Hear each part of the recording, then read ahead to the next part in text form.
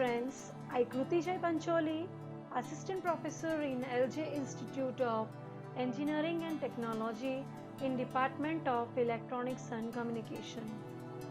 This video is about the subject Analog and Digital Communication System for the semester 5. We are going to learn about the introduction to communication system. In this video, we are going to discuss about analog and digital messages, sampling, quantization and pulse code modulation.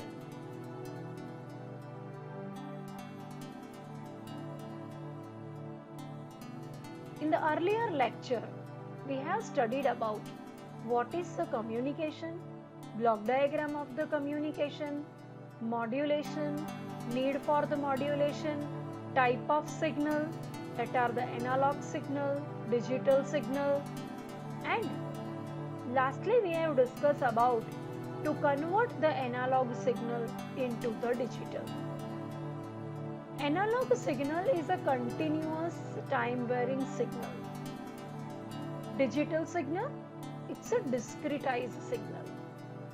So here, when we want to convert the analog signal into the digital, the analog to digital converter that is required, so that the digital signal that is represented with a binary code and which is the combination of 0 and 1. To convert the analog signal into the digital, two steps we have to perform, that are the sampling and quantization. What is a sampling? A continuous signal in the analog signal is first sampled into the discrete time signal, whose continuous amplitude is then quantized into the discretized digital level signal. So here this is the diagram. In that we can see that applying the analog input or the continuous signal or the modulating signal to the analog to digital converter, it provides us the value is in the digital form. What is a sampling? Sampling is the first step for converting analog signal into digital. Here in this diagram we can see that this blue line, that is nothing but the continuous analog signal. To convert them into the digital, first this continuous signal that are discretized, mean it is divided into the number of samples. This duration, that is the T, it is referred to as a sampling. To find out the sampling frequency, we can use the equation f is equal to 1 upon t. So these are the various values of the samples. So ST is the analog signal, SI is the ith sample.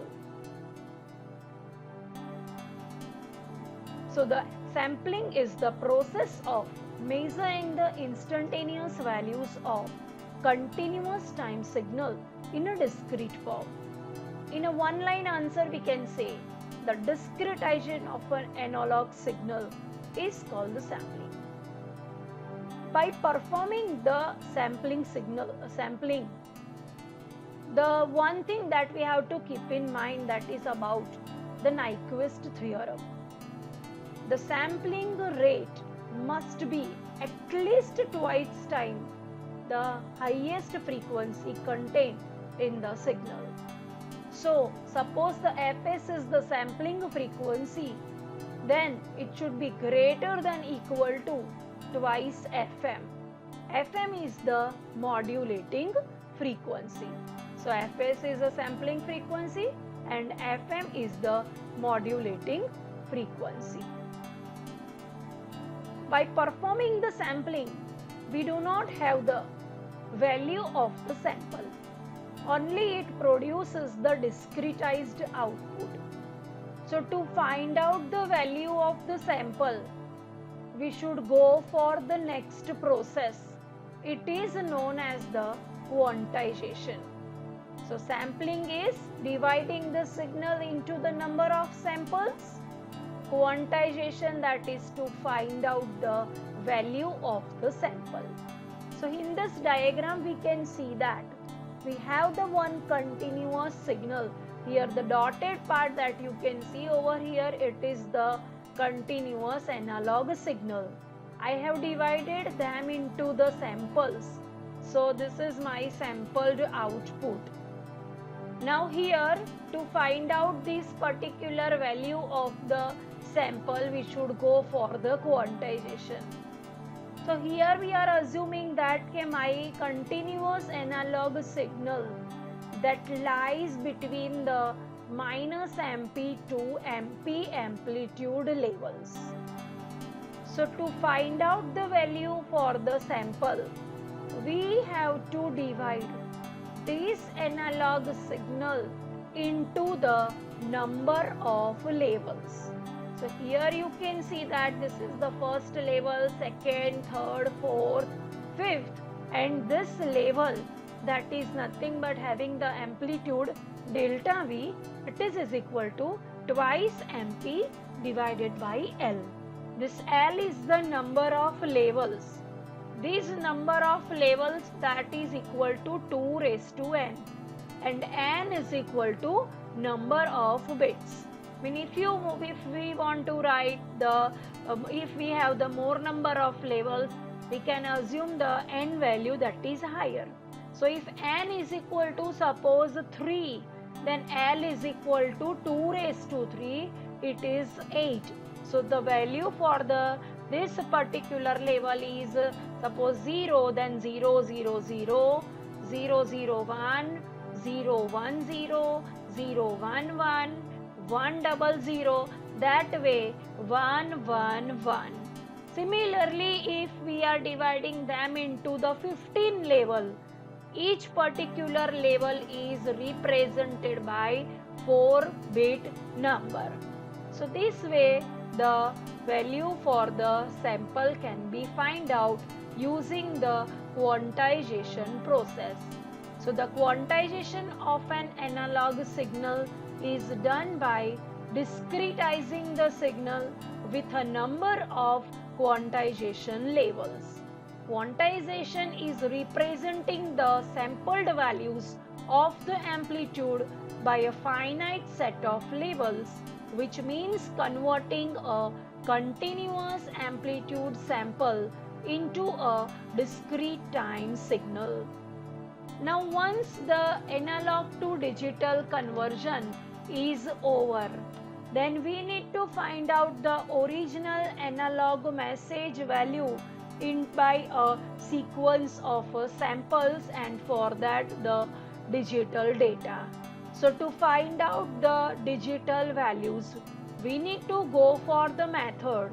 It is the pulse code modulation. Pulse code modulation. Here we have the analog signal, and here you can see the output of the pulse code modulation is the digital data. So here analog signal, here the PCM encoder, and this is the output. So basically over here the analog to digital conversion process that has been done. So analog to digital conversion process consists of sampling, quantizing, and encoding. The sampling means discretizing these analog signal into the samples. So this is the sampled output of this analog signal. Here the pulse that has been taken as a carrier wave. So the pulse amplitude is varying according to the amplitude of the modulating signal. So here as you can see that this is the amplitude depending upon this analog signal. So sampled output we have at the end of the sampling. Now sampled output waveform is there. So we have to find out the value for each sample. So we are passing them through the quantizing. Quantizer, that is dividing the signal into the number of levels. So by finding out, by performing the quantizing, we have the various voltage value of the samples. To find out the binary values for each sample, it should pass it from the encoding, and this encoder which provides us the digital data. So this is the pulse code modulation. So sampler, that is what it will do. It will, the analog signal is applied to the sampler. The sampler is a switch which samples the input signal at a regular interval of time and produces the discrete version of input signal. Similarly, the quantizing is the process of approximation or rounding of the sample value. It approximates each sample into its nearest standard voltage level, that is called the quantization level. Number of quantization levels is finite and generally it is the power of 2, that is 2, 4, 8, 16, 32. Encoder, it converts each quantized sample into a distinct code word. Thus, at the output of the encoder, we get digital code word. So here again the final diagram you can see. Here this is the analog signal. First process is sampling. So dividing the continuous signal into the discrete form, we have the number of samples. Then again dividing them into the number of levels. So these levels, according to here you can see that 0 to 15 levels are there. So each level is denoted by the 4 bit of data. So this is the level 0. So the code for it is 0000, 0001, 0010, 0011, 0100, 0100, 0101, 0110, 0111, same way 1111. So this way we can have the digital output for the analog signal. So here it is again the example that L is equal to 16. So L is equal to 2 raised to n, so that it is the 2 raised to 4, and n is equal to 4 bit. So we can represent the each level by using the 4 bit.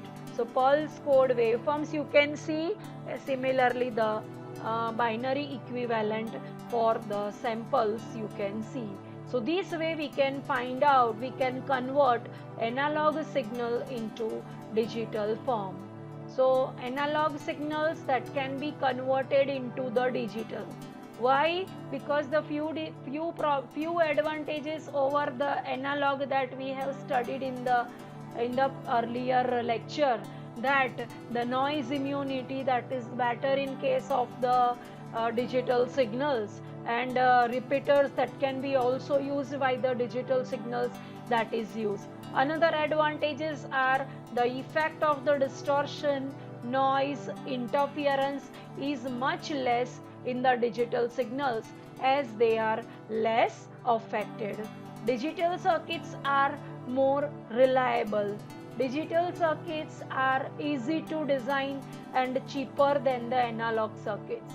The hardware implementation in the digital circuit is more flexible than analog. The occurrence of the crosstalk is very rare in the digital communication. The signal is unaltered as the pulse needs a high disturbance to alter its properties, which is very difficult. Signal processing functions such as encryption and the compression are employed in digital circuits to maintain the secrecy of the information, and the probability of the error occurrence is reduced by employing error detecting and error correcting codes. So these are the various advantages um, for the converting the data into the digital form. So now up to now we have studied about that why we have to convert the analog signal into the digital form. In the next point, that is the channel effect. So the primary resource in the communication system, that are the transmitted power and the channel bandwidth. So what is the transmitted power? So the average transmit power of the transmitted signal is defined as the transmitted power. So we know that transmitted power, by controlling that, okay, by increasing the transmitted power, we can reduce the noise also. Again, what is the channel bandwidth? So it is defined as the band of the frequencies allotted for the transmission of the message signal. So as we have again studied about the bandwidth, that is the range of the frequencies over which the information to be transmitted. So the maximum data rate at which the data can be transmitted over the channel reliably, that can gives us the channel capacity, and according to the channel capacity we should transmit the data. So it is also known as the rate of the information transmission. So whenever we are designing any communication system, then we have to look at all these parameters that are the channel effect, channel capacity. And the next parameter is signal to noise ratio. So whenever the transmitted power is more, the effect of the noise that can be again reduced, and to measure the effect of the noise, the parameter is used, it is the signal to noise ratio. So signal to noise ratio is defined as average input signal power to average input noise power. So it is about the today's video. So thank you very much.